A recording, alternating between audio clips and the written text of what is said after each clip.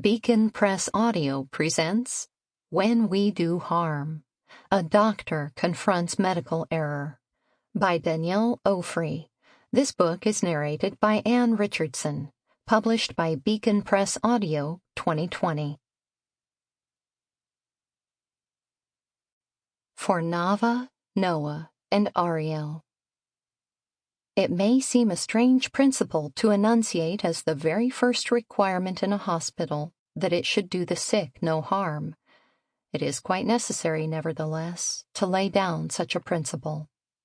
Florence Nightingale, 1863. Chapter 1. Jumbo Jets Crashing. Is this really true? My editor at Beacon Press emailed me skeptically. It was a spring afternoon in 2016, and she had tacked on an article from the British medical journal, BMJ, that caused headlines in the mainstream media, though it stirred up a healthy dose of criticism in academic circles. Medical error, the article concluded, was the third leading cause of death in the United States. I floundered for an answer to her question, and not just because I hadn't been keeping up with the medical journals that pile up relentlessly in my clinic, in my mailbox, in my inbox, and, even in my bathroom. I floundered because I genuinely could not answer her question. Third leading cause of death? Really? Did medical error really beat out breast cancer, stroke, Alzheimer's disease, accidents, diabetes, and pneumonia? As a practicing internist for the past 25 years at Bellevue Hospital, one of the largest and busiest hospitals in the United States, I feel as though I see a reasonable cross-section of medicine today.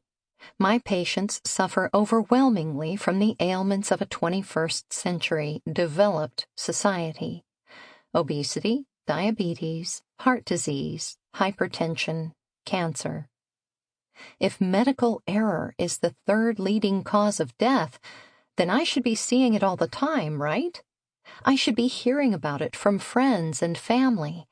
If medical error clocks in just after heart disease and cancer as a killer, it should be part of my everyday medical experience. But it isn't. Or at least it doesn't feel that way. I have witnessed medical errors, of course, and I've certainly made my share of them.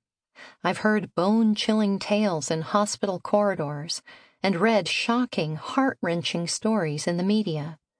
Yet these all feel like exceptions, rare and horrible. These deaths don't pop up in my clinical practice with a frequency remotely near that of congestive heart failure, lung cancer, or emphysema. Yet the data keep coming. From the first Institute of Medicine report in 1999 that estimated 44,000 to 98,000 deaths per year from medical error, to this BMJ analysis suggesting upward of 250,000 deaths per year, medical error seems on the verge of a public health emergency. Even if the numbers aren't completely precise, the methodologies of these papers have been challenged. Researchers are in agreement that the number of errors is not small at all. Are the data wrong? Or am I wrong? Am I, and most medical staff, simply not seeing this epidemic? Are we biased? In denial? Are we clinicians killing our patients at an unprecedented rate and somehow remaining blithely unaware? If that's really the case, perhaps we should take down our collective shingles and spare our patients the damage. We could just tack a note onto the door: eat quinoa and beans, take the stairs, stay away from the healthcare system. While the third leading cause of death claim is likely an overstatement, there is definitely a yawning gap between the published statistics of medical error and the experience of the everyday clinician. And then there are the experiences of the everyday patient, which also diverge from the data, but in different ways. As a practicing physician and an occasional patient myself, I feel I have to get to the bottom of this. What I experience and what the published data conjecture seem at complete odds. One of us is calling it wrong, and my goal is to find out who. If the history of medicine over the past 200 years were a feature film, it would be a swashbuckling adventure epic. Heroes in white coats would brandish stethoscopes and pipettes, decapitating disease in single fell swoops with their medical machetes. Sanitation, antisepsis, and anesthesia would hurl across the screen, flattening 19th century illnesses. Vaccines and antibiotics would explode like grenades in the early 20th century, rescuing the masses from infectious marauders. Our triumphant superheroes would swagger into the second half of the 20th century, whirling about to execute 360 degrees of jujitsu strikes.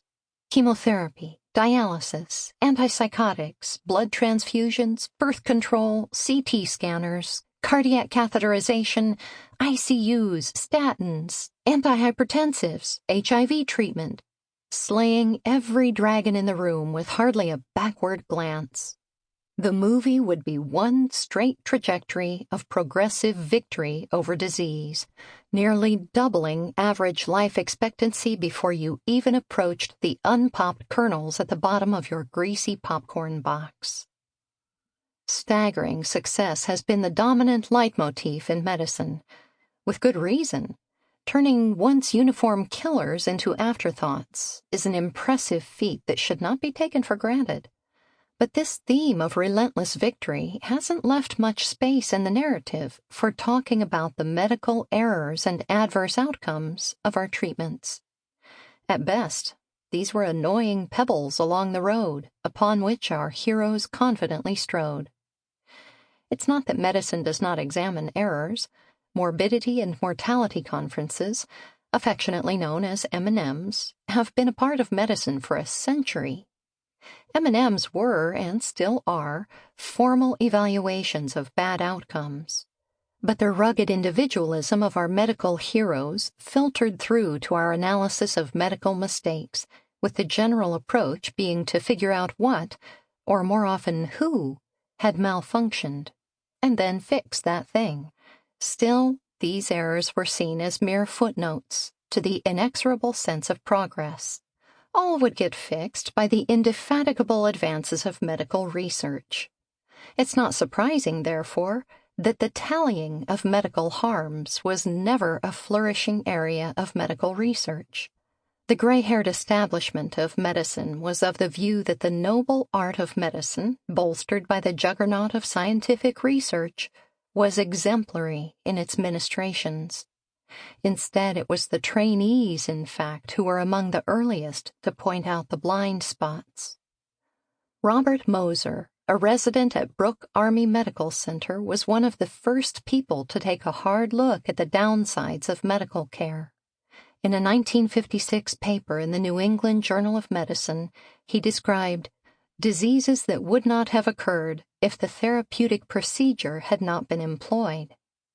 This paper may have been the first to survey the damages that we clinicians do, even in the name of good medical care.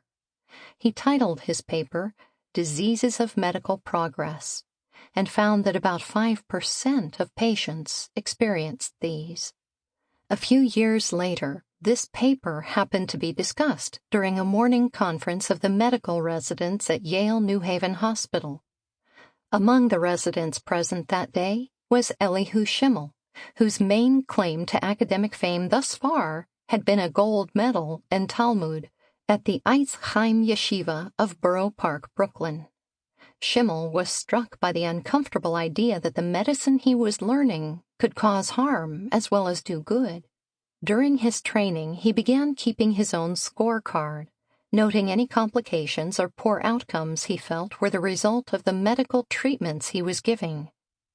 After 3 years of training, Schimmel was selected to be the chief medical resident for the 1960 through 61 academic year. It was a tradition at Yale that the chief resident undertake a research project, and Schimmel decided to expand on Moser's work. Moser had examined his cases retrospectively. Sample complete. Ready to continue?